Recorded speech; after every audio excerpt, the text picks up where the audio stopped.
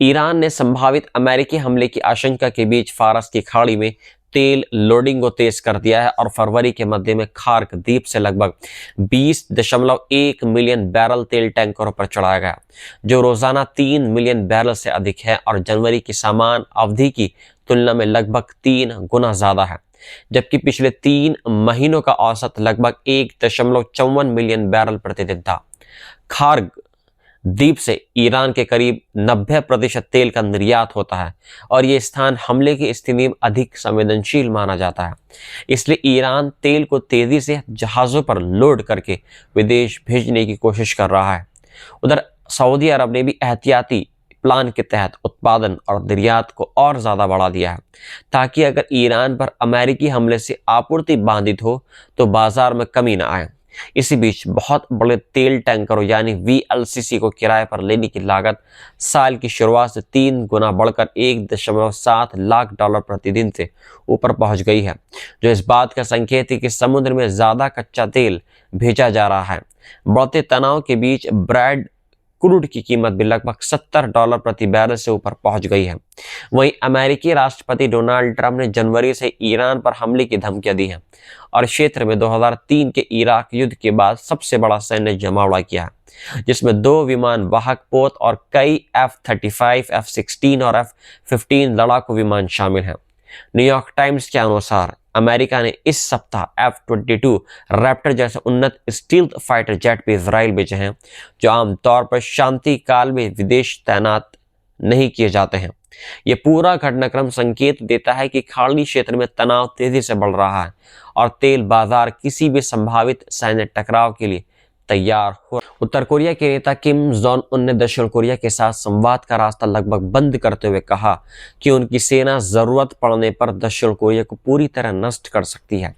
वहीं अमेरिका के साथ बातचीत को लेकर उन्होंने संकेत दिया है कि अगर वॉशिंगटन प्योंगयांग के प्रति अपनी शांतिपूर्ण नीति छोड़ दे और उत्तर कोरिया की संवैधानिक परमाणु शक्ति की स्थिति का सम्मान करे तो दोनों देशों के बीच संबंध सुधर सकते हैं।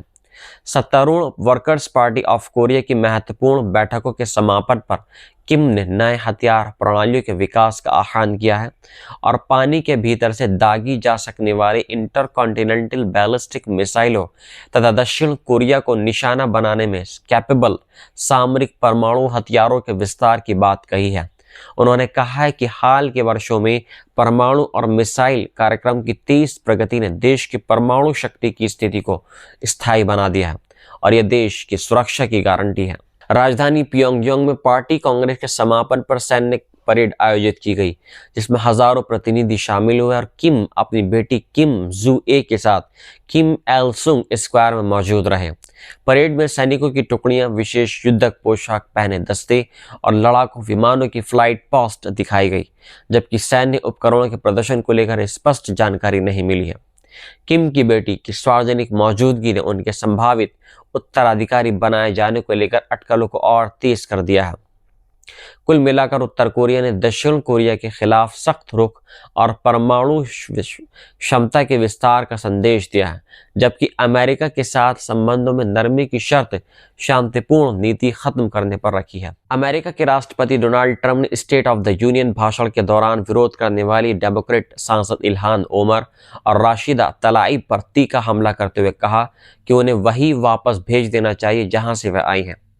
भाषण के दौरान जब ट्रंप अपनी इमिग्रेशन नीति और सख्त कार्रवाई की तारीफ कर रहे थे, तब दोनों सांसदों ने विरोध जताते हुए उन पर अमेरिकियों की मौत का जिम्मेदार होने का आरोप लगाया। बाद में ट्रंप ने अपने सोशल मीडिया प्लेटफॉर्म पर दोनों को भ्रष्ट और देश के लिए नुकसानदायक बताते हुए अपमानजनक भाषा का इस्तेमाल भी किया। इल्हान ओमर ने जवाब में कहा कि उन्होंने वही कहा जो जरूरी था और ट्रंप प्रशासन की नीतियों के कारण उनके क्षेत्र के 2 लोगों की मौत हुई थी। राशिदा तलाइब ने भी ट्रंप की आलोचना करते हुए कहा कि वे 2 मुस्लिम महिलाओं की आवाज़ बर्दाश्त नहीं कर पा रहे हैं। इस दौरान एक अन्य डेमोक्रेट सांसद अल ग्रीन को भी संसद से बाहर निकाल दिया गया क्योंकि वह नस्लवाद के विरोध में पोस्टर दिखा रहा था। ये पूरा घटनाक्रम अमेरिका में बढ़ते राजनीतिक तनाव और नस्लीय धार्मिक मुद्दों पर गहराते विभाजन को दिखाता है, खासकर ऐसे समय में जब देश मिड टर्म चुनावों की ओर बढ़ रहा है।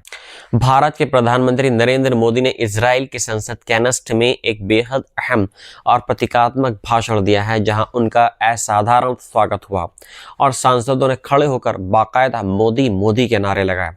इस पूरे घटनाक्रम ने साफ कर दिया है कि भारत और इजराइल के रिश्ते अब केवल औपचारिक कूटनीति तक सीमित नहीं रहे हैं, बल्कि एक गहरे रणनीतिक और राजनीतिक साझेदारी में बदल चुके हैं।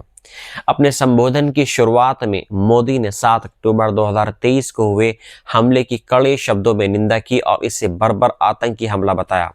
उन्होंने कहा कि वे 1.4 अरब भारतीयों का संदेश लेकर आए हैं और भारत हर मुश्किल घड़ी में इजराइल के साथ मजबूती से खड़ा है। उन्होंने पीड़ित परिवारों के प्रति गहरी संवेदना भी व्यक्त की है और कहा है कि भारत इजराइल के दर्द और शोक को महसूस करता है। उनके इन शब्दों पर सदन में बार बार तालियां बजाई गई।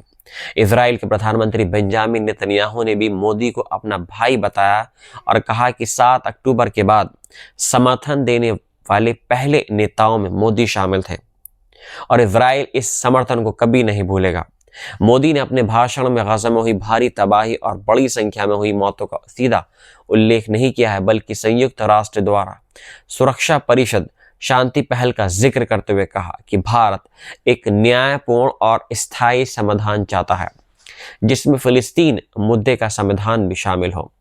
इस यात्रा के दौरान दोनों देशों के बीच रणनीतिक और आर्थिक सहयोग को नई ऊंचाई देने पर जोर दिया गया।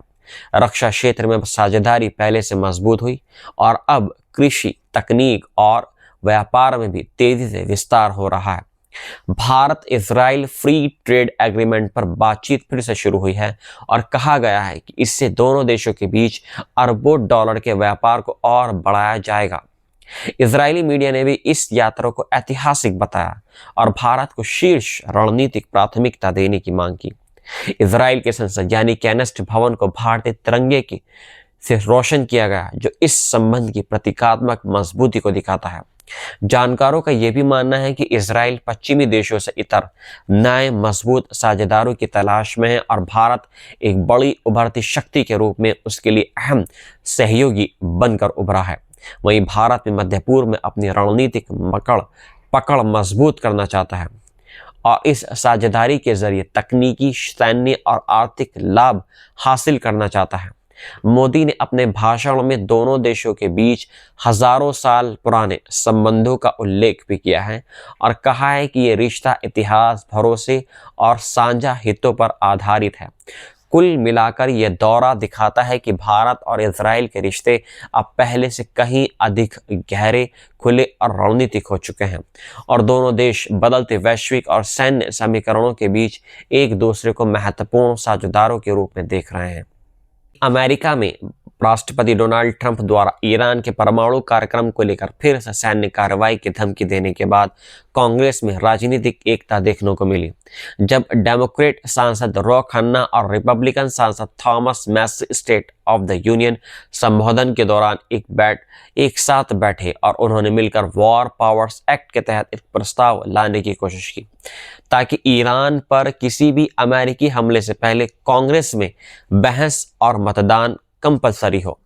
1973 का वॉर पावर्स एक्ट कहता है कि बिना कांग्रेस की मंजूरी के राष्ट्रपति युद्ध नहीं छोड़ सकता, लेकिन 9/11 के बाद से व्हाइट हाउस ने कई देशों में बिना औपचारिक युद्ध घोषणा के हवाई हमले किए हैं। ट्रंप प्रशासन के अधिकारियों के हवाले से कहा गया है कि ईरान पर हमले की संभावना 90% है, जिस पर खन्ना और मैसी ने कहा कि अमेरिकी सैनिकों को खतरे में डालने से पहले कांग्रेस की मंजूरी जरूरी है।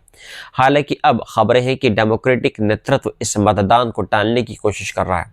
सीनेट के डेमोक्रेट नेता चक शूमर ने कहा कि मामला बेहद गंभीर है और प्रशासन को अमेरिकी जनता के सामने अपना पक्ष रखना चाहिए। उन्होंने यह भी कहा कि ईरान की परमाणु महत्वाकांक्षाओं और क्षेत्रीय गतिविधियों का सामना मजबूती से करना होगा, जिससे संकेत मिलता है कि सीमित सैन्य कार्रवाई का समर्थन भी संभव है। दूसरी ओर ईरान ने कहा है कि वे युद्ध के लिए तैयार है, लेकिन समझौते को प्राथमिकता देता है। यह पूरा घटनाक्रम ऐसे समय में आया है जब नवंबर में मिड टर्म चुनाव होने वाले हैं और किसी नए युद्ध का राजनीतिक असर भारी पड़ सकता है। याद रहे कि 2020 में ईरानी कमांडर कासिम सुलेमानी की हत्या के बाद भी कांग्रेस ने ट्रंप की कुछ शक्तियों को सीमित करने का प्रस्ताव पारित किया था, लेकिन ट्रंप ने उसे वीटो कर दिया था।